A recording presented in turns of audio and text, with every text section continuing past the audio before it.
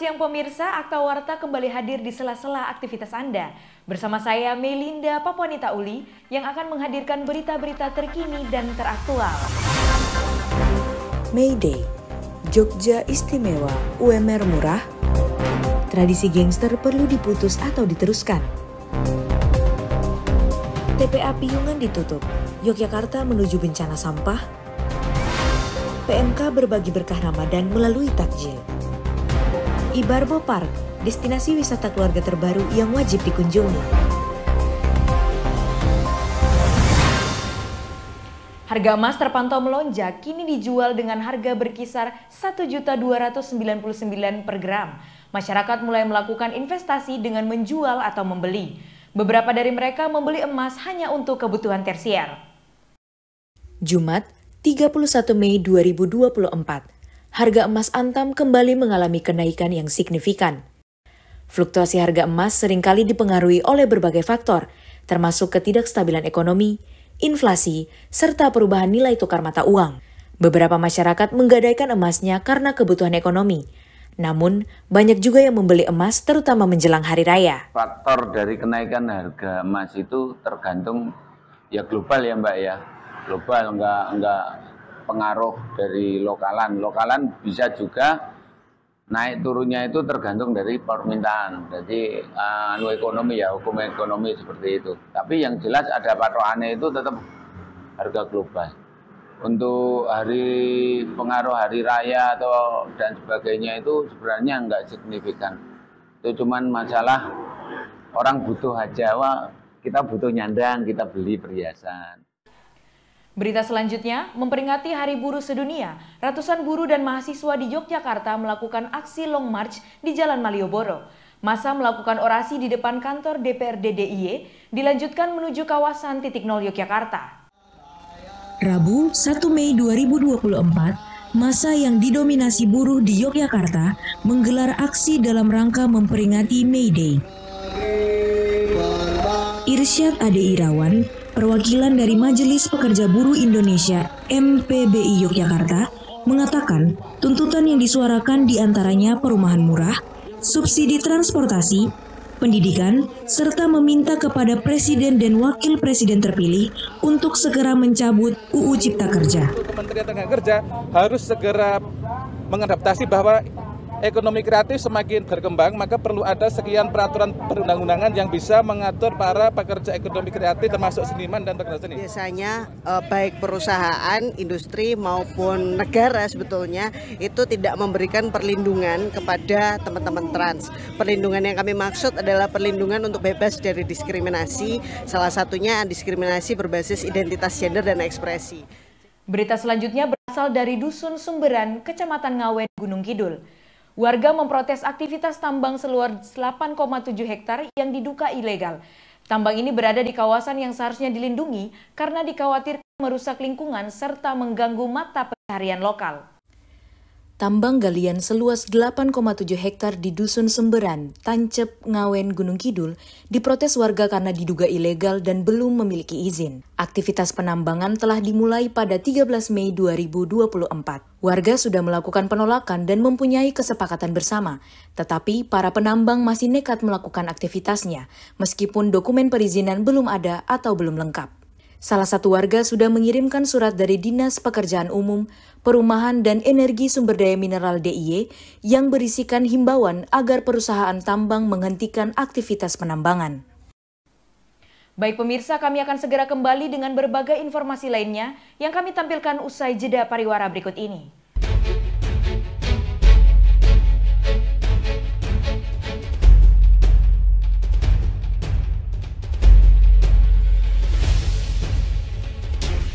Kenalin, gue Joshua, si rajanya Basreng Factory. Dan ini cara gue nikmatin top 3 cemilan andalan gue. Ada basreng pedas, kerupuk mawar, and last but not least, ada milung.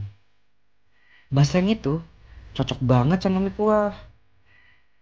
Bikin kuahnya makin pedas, jadi makin nendang.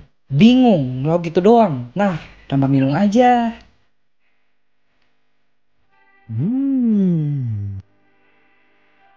Wangi daun jeruk. Kriuk dan pedasnya bikin makin nikmat, jadi cocok banget buat teman nyantai lo. Gua jamin teman lo bakalan ketagihan. Tapi jangan main habisin punya orang dong. Pokoknya mau ngapain aja, tetap cemilannya top 3 dari Basrai Factory.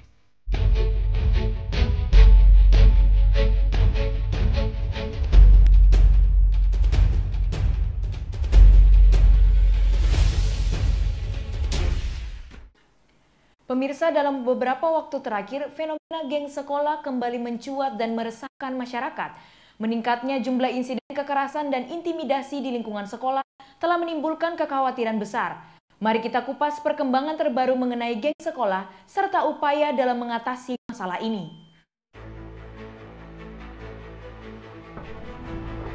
Aksi kenakalan remaja bukan lagi hal yang asing di telinga kita. Maraknya sindikat geng yang menyebar di lingkungan sekolah menjadi pemicu terjadi kenakalan remaja.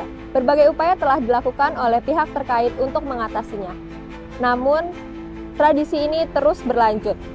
Sebenarnya, apa yang menjadi pemicu utama mewabah sindikat geng ini?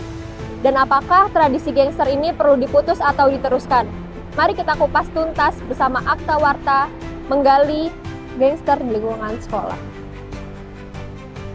Adanya regenerasi yang membuat rantai geng sulit untuk diputuskan. Hal tersebut dibuktikan dengan ungkapan saudara I selaku anggota geng di salah satu SMA yang ada di Yogyakarta.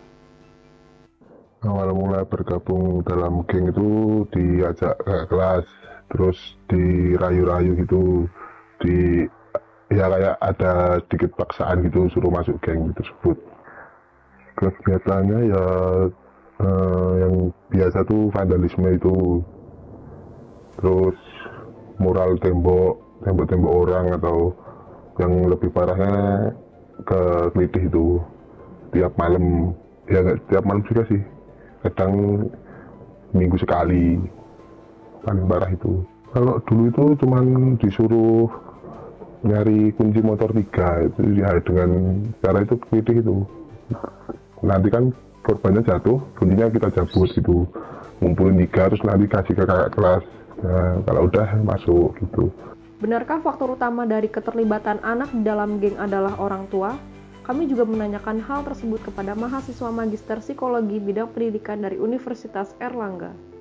Jadi, kalau kemudian kita bicara faktor gitu ya, banyak banget sebenarnya. Nah, tapi yang menonjol adalah harga diri gitu ya, self-esteem kalau misalnya kita bahasakan.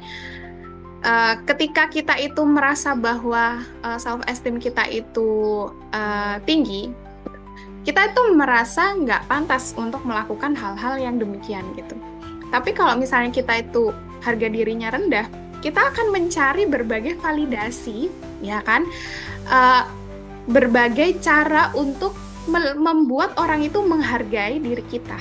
Nah, penghargaan itu kalau dari anggota geng itu didapatkan dari yaitu challenge tadi, kunci gitu ya, kunci-kunci yang mereka berikan. Kamu kalau mau masuk geng ini diakui sebagai orang yang berani gitu, kamu harus cari korban ini dulu, gitu kan. Nah, kalau kamu berhasil, oke, berarti kamu mantep nih, boleh gabung gitu kan. Nah, itu akan memberi nilai diri yang lebih tinggi bagi mereka kalau mereka itu mendapatkan validasi demikian gitu kan. Nah, berarti kan mereka butuh ya untuk divalidasi, kayak ya aku nggak bisa apa-apa nih, nggak punya kelebihan nih secara akademik nih, aku juga bukan orang kaya nih, dan lain sebagainya, apa gitu yang membuat mereka itu tetap tervalidasi egonya gitu ya, sebagai orang yang diakui. Nah, kayak gitu. Jadi biasanya anak-anak seperti ini punya self-esteem yang rendah kayak gitu. Untuk tahu lebih dalam penyebab maraknya geng di sekolah, kami telah menemui Yusnita Ike Kristanti, selaku senior ahli gender dan inklusi sosial di Universitas Nahdlatul Ulama Yogyakarta. Jadi sebenarnya sekarang yang penting itu parenting orang tua tuh harus kuat. Jadi menerapkan model parenting yang demokratis, egaliter, berdiskusi ya, ngobrol dengan anak. Anak dianggap sebagai kawan kalau sudah remaja, itu justru model-model parenting yang disarankan, sehingga anak-anak di rumah juga ngerasa nyaman dengan orang tuanya, sehingga orang tua juga menjadi balance untuk hal-hal yang dia dapat di luar. Keberhasilan dalam mengatasi masalah kenakalan remaja ini akan berdampak positif. Tidak hanya bagi individu yang terlibat, tetapi juga bagi masyarakat sekitar. Dengan memutus tradisi geng dan kenakalan remaja ini, kita dapat membantu generasi muda dalam menemukan potensi mereka. Pada akhirnya, pilihan untuk memutus atau meneruskan tradisi gangster ini bergantung pada kita semua. Apakah kita akan mengambil langkah positif atau justru membiarkan tradisi ini terus terjadi? Jawabannya terletak pada upaya kita sebagai masyarakat yang peduli dan bertanggung jawab untuk mendukung pertumbuhan psikologis anak-anak kita. Saya Thalia melaporkan untuk Anda. Pemirsa, sebuah truk bermuatan batu kali mengalami kecelakaan tunggal di Wonosari, tepatnya di tikungan Slumprit pada Sabtu 4 Mei 2024 pukul 6 sore. Truk yang melaju dari arah Jogja menuju Wonosari ini mengalami patah pada bagian roda sehingga tidak kuat menanjak dan kemudian terguling. Akibat kejadian tersebut, sopir truk mengalami luka ringan dan lalu lintas tersendat di kedua arah sehingga diberlakukan sistem buka tutup arus. Petugas kepolisian dan dinas perhubungan setempat segera turun tangan untuk membersihkan jalan dari batu-batu yang tercecer. Beberapa kendaraan terpaksa harus melambat bahkan berhenti sehingga antrean kendaraan semakin panjang.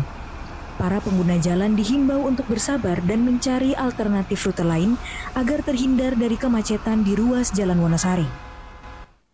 Baik pemirsa, kami akan segera kembali dengan berbagai informasi lainnya yang kami tampilkan usai jeda pariwara berikut ini.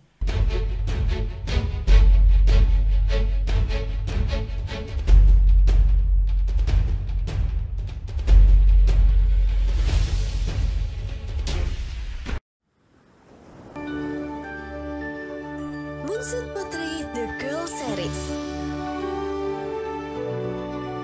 sebuah karya seni yang terinspirasi dari kekuatan, keindahan, dan keragaman.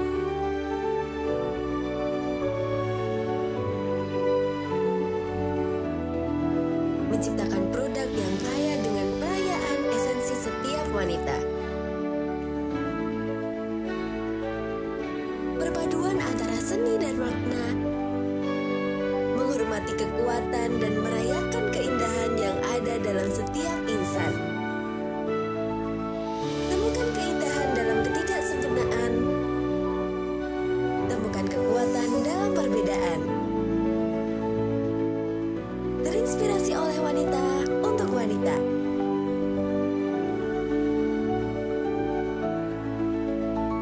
Moonset Potri, merayakan keunikan dalam setiap karya.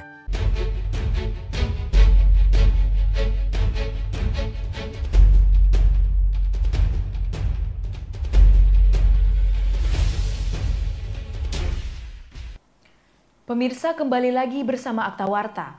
Panitia khusus DPRD DIY menggelar dengar pendapat publik Raperda Pendoman Pendanaan Pendidikan. Bertujuan untuk menghimpun masukan dan aspirasi dari masyarakat guna menyempurnakan regulasi yang akan mendukung pembiayaan sektor pendidikan di Yogyakarta. Senin 6 Mei 2024, pemerintah daerah dan DPRD DIY sedang menyusun rencana peraturan daerah Raperda DIY tentang pendoman pendanaan pendidikan. Sejumlah pihak menilai aturan ini akan melegalkan praktik pungutan oleh sekolah kepada orang tua siswa. ORI, Ombudsman Republik Indonesia DIY, mempermasalahkan pasal yang melegalkan pungutan, sebab tanpa aturan ini, ORI DIY telah menerima banyak laporan dugaan pungutan liar di sekolah. Pada 2023, terdapat 34 laporan terkait pungutan liar di sekolah, dan pada 2024 hingga pertengahan tahun ini, ORI sudah menerima 7 laporan. Kepala Dinas Pendidikan DIY, Didi Kuardaya, mengatakan, pungutan dibutuhkan untuk meningkatkan mutu pendidikan di DIY, sebab selama ini anggaran pendidikan dari pemerintah masih kurang. Perda ini menurut saya harus jeli ya, memutuskan peraturan yang nantinya diberlakukan. Satu, ya, harus jelas anggaran dari pemerintah itu sudah cukup atau tidak. Kalau saya pikir ya itu pemerintah harus concern mengalokasikan dana pendidikan itu lebih menurut saya, karena itu sudah sebagai amanah dari undang-undang. Yang lainnya mungkin untuk mencukupi ya sudah sewajarnya dari pihak komite yang ini. Yang hal-hal yang kecil yang untuk kebutuhan pribadi siswa itu tujuan demi anak-anak didik bangsa, saya itu setuju, asalkan sesuai dengan penggunaannya disesuaikan dengan kebutuhan anak-anak. Polemik sampah tampaknya masih menjadi problem yang terus terjadi di kota Yogyakarta. Hal ini merupakan buntut dari penutupan TPA Piyungan pada 2019 silam. Berbagai cara telah dilakukan untuk menanggulangi sampah. Meskipun demikian, dilaporkan target pengolahan sampah pada TPST dinilai belum terpenuhi. Pada tanggal 5 Maret 2024, lembaran sejarah baru ditulis di Yogyakarta. TPA Piyungan, tempat bertumpuknya berjuta harapan dan keresahan, resmi ditutup. Di tengah gemuruh kekhawatiran, muncul pertanyaan besar. Apakah Yogyakarta sedang berjalan menuju jurang bencana sampah? Untuk menyingkap tirai misteri ini, kami mengunjungi Gandang Harjanata, Lurah Taman Martani. Di balik wajah yang tenang, tersembunyi kisah panjang persiapan sebelum penutupan TPA Piyungan. TPST Taman Martani itu dibangun sebelum ditutupnya TPA Piyungan ya. Maksud dari pemerintah kabupaten, karena yang buat ini pemerintah kabupaten. Jadi pemerintah kabupaten itu jauh hari sebetulnya sudah 5 tahun yang lalu itu mencari tempat untuk pengolahan sampah yang terpadu, bukan tempat pembuangan sampah seperti di Piyungan. Jadi di sini tempat pengolahan. Gandang bercerita tentang langkah-langkah yang diambil 2 tahun lalu ketika mereka mulai mengawal kebijakan baru. Banyak tempat yang tidak bersedia karena mereka belum tahu apa yang dilakukan di TPST tersebut. Jadi seperti itu. Akhir kata 2 tahun yang lalu itu kami dihubungi dari kabupaten, ditunjuk untuk mengawal kebijakan soal penanggulangan sampah di Kabupaten Sleman. Jadi bukan ditutup terus dibuat, enggak. Jadi sudah dari Kabupaten Sleman sebelum TPA Piyungan itu ditutup sudah berencana membuat TPST. Itu. Jadi jangan sampai salah paham. Namun, bagaimana respons masyarakat? Kekhawatiran adalah bayang-bayang yang tak bisa dihindari. Semua orang itu siapa yang mau dekat-dekat sampah. Dan kami juga berharap sebetulnya ada imbal balik. Ya saya tidak bicara kalau bahasa kasarnya kompensasi ya. Tapi jangan bicara kompensasi, ada imbal balik lah dari pemerintah kelurahan. Dan sementara ini sampai sekarang kok belum terasa, baru sarana-prasarana. Di balik tumpukan sampah, terdapat cerita harapan dan kehidupan. Kami bertemu dengan Umi, seorang petani yang tinggal di dekat TPST Taman Martani. Dalam kesederhanaannya, Umi menceritakan dampak keberadaan TPST terhadap kehidupannya. Ini sih belum ya, Mbak ya. Cuman agak ini emang kadang agak bau, cuman kadang enggak. Ya seperti ini kan enggak bau, tapi tadi ya bau.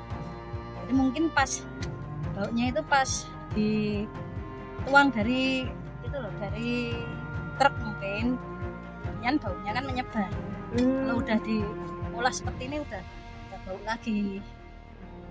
Umi juga menyampaikan harapannya agar bau tidak sampai mengganggu kehidupan warga dan TPST dapat terus memberikan peluang kerja bagi warga sekitar. Ya harapannya itu aja, yang nggak baunya itu nggak nyampe ke warga. Kan ini juga membantu warga sih, jadi ekonomi warga sini banyak yang keangkat. Di balik roda TPST yang berputar, ada sosok Haryanta, pengelola TPST Taman Martani. Ia berbagi cerita tentang proses pengolahan sampah yang rumit. Namun, setiap proses memiliki kendala. Haryanto menceritakan tantangan yang dihadapi setiap hari. Kalau TPSD di Barasan sama Taman Martani sama untuk proses pengolahannya. Nah, di sini kan sampah masuk dari dinas, armada dari dinas, nanti dituang, dimasukkan conveyor, masuk drying itu jadi dua. Satu keluar organik, satu keluar barang DF. Untuk mendapatkan pandangan yang lebih luas, kami berbicara dengan Vidiana Arsanti, seorang ahli geografi sosial dan lingkungan dari Universitas Amikom Yogyakarta.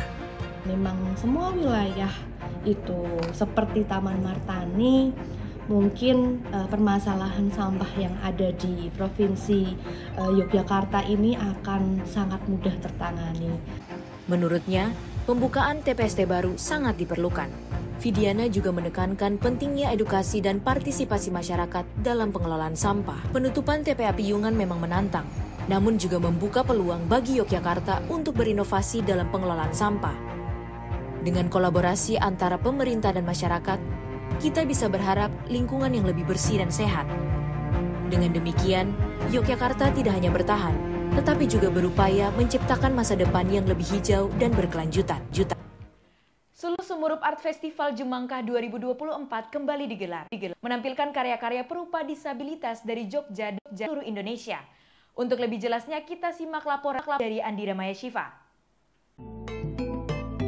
Oke teman-teman, kali ini kita sudah berada di Taman Budaya Yogyakarta untuk melihat Jumangkah Sulu Sumurup Art Festival 2024. Untuk tahu lebih lanjut bagaimana isi di dalamnya, yuk kita intip bersama-sama. Festival ini tak hanya menjadi ajang pameran seni, tetapi juga menjadi wadah bagi komunitas seniman disabilitas di seluruh Indonesia. Dalam festival ini terpajang 202 karya seni dari berbagai dimensi yang dikontribusikan oleh 60 peserta dari komunitas disabilitas. Inilah momen penting di mana kolaborasi komunitas semakin meluas dan memperkuat jaringan antar sesama seniman disabilitas di seluruh negeri. Tema Jumangkah yang diusung memiliki makna yang dalam tentang sebuah harapan. Jumangkah berasal dari kata dasar jangkah, dalam bahasa Jawa mengartikan langkah atau melangkah dengan mempertimbangkan segala kemungkinan dan kemampuan diri. Dalam konteks festival ini, Jumangkah diinterpretasikan sebagai proses memulai langkah-langkah menuju harapan dan cita-cita. Oke teman-teman, itulah tadi karya-karya yang ada di Jumangkah Sulu Sumurup Art Festival 2024. Bagi teman-teman yang tertarik di dalam dunia seni, bisa sekali langsung mengunjungi tempat ini. Saya Maya Shiva dan Anandita melaporkan. Baik pemirsa, kami akan segera kembali dengan berbagai informasi lainnya yang kami tampilkan usai jeda pariwara berikut ini.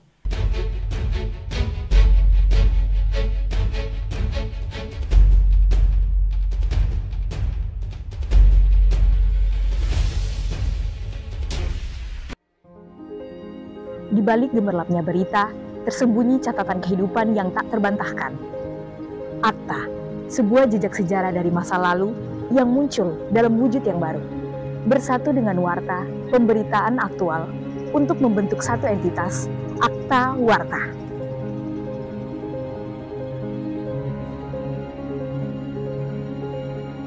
Akta Warta membedah setiap peristiwa dengan cermat dan mendalam.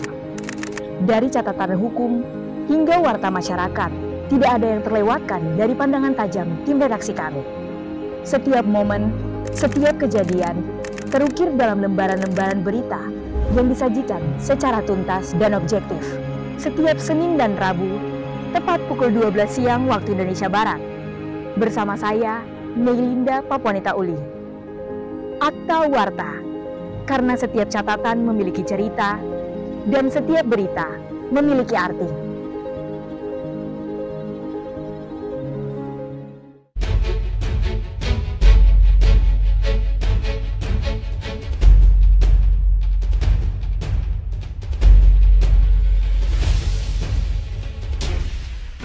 Baik pemirsa, masuk ke segmen Serba-Serbi Ramadan, di mana kita akan menyoroti berbagai kegiatan yang terjadi selama bulan suci ini.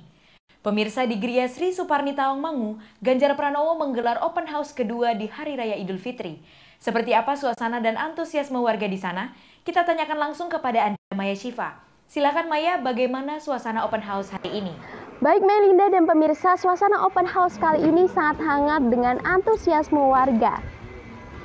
Para warga sudah berkumpul sejak pukul 8 pagi tadi. Menurut RT setempat, tamu yang hadir diperkirakan mencapai 1.500 tamu termasuk dengan keluarga besar Ganjar Pranowo. Sebelum acara dimulai, Ganjar Pranowo menyempatkan untuk berolahraga, kemudian sarapan bersama anggota Polri dan Dishub. Acara berlangsung hingga siang nanti, namun untuk waktu tepatnya belum bisa kami pastikan mengingat antusiasme warga yang tinggi. Selain di Gria Sri Suparni, acara open house ini juga akan dilangsungkan di Purworejo dan Purbalingga, Jawa Tengah. Open house pertama juga sudah digelar di kediaman Ganjar Pranowo, yaitu di Kelurahan Wedomartani, Yogyakarta. Demikian Sandra yang bisa saya sampaikan, kembali ke studio. Baik, terima kasih Andira Maya Syifa melaporkan langsung dari Gria Sri Suparni Tawangmangu. Dalam semangat kebersamaan dan toleransi menyambut bulan suci Ramadan, Persatuan Masyarakat Karanganyar membagikan takjil kepada masyarakat yang berlokasi di Terminal Karangpandan. Upaya merayakan dan mempererat hubungan antar warga, Persatuan Masyarakat Karanganyar menggelar kegiatan berbagi takjil. Meskipun mayoritas anggota berasal dari kalangan Tionghoa, masyarakat yang tergabung tulus berbagi kasih dalam kegiatan ini. Dapat menjadikan berkat bagi semua, terutama bagi masyarakat Muslim yang saat ini sedang merayakan ibadah puasa. Menjelang waktu berbuka puasa, arus lalu lintas di Terminal Karangpandan terpantau ramai lancar. Sebanyak 1.000 takjil siap untuk dibagikan.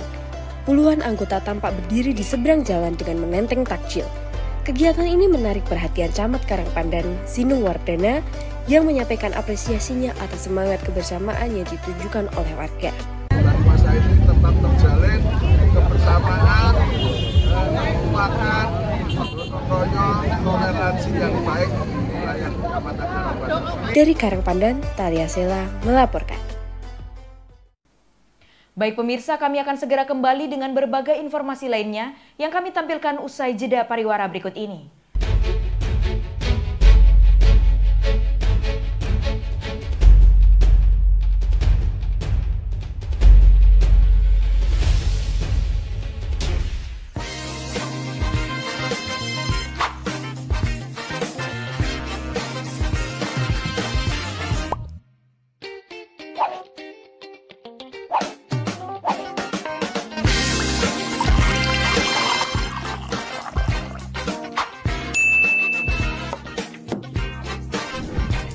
Makan kenyang.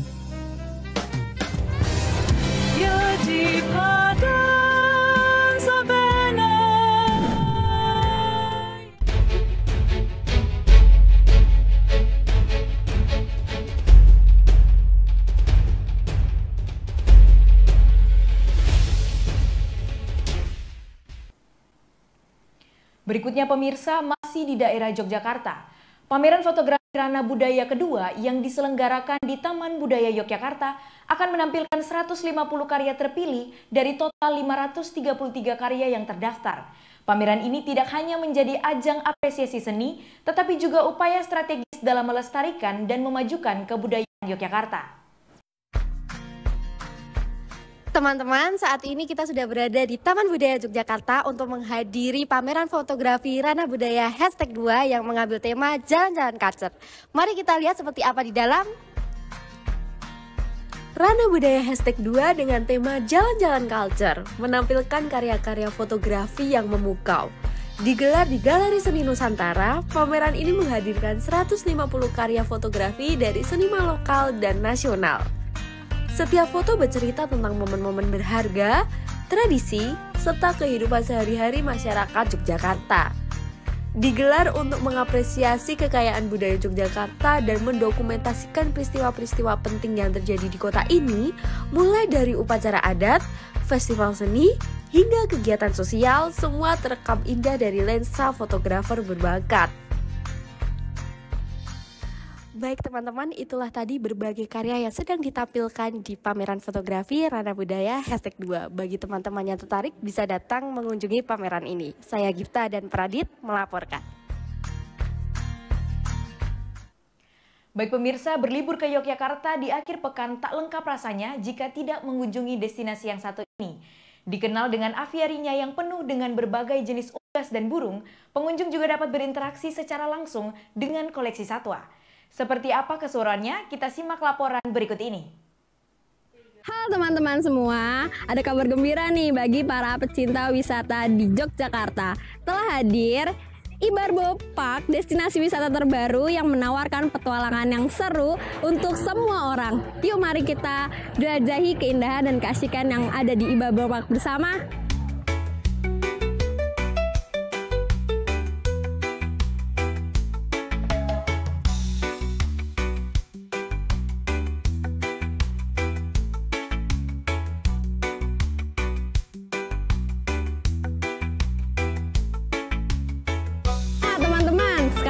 Sudah berada di aviarinya Ibarbo nih.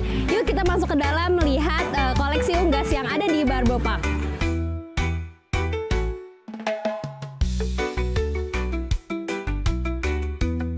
Dengan merogoh kocek Rp5.000, kita sudah bisa memberi makan hewan-hewan unggas yang ada di sini.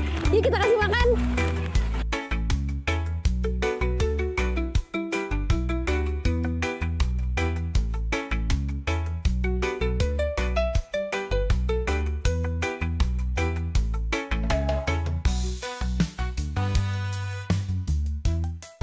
Baik teman-teman, seperti inilah kondisi antusias pengunjung dari Ibarbo Park yang ingin melihat pertunjukan hewan di Skyland Theater. Yuk kita masuk.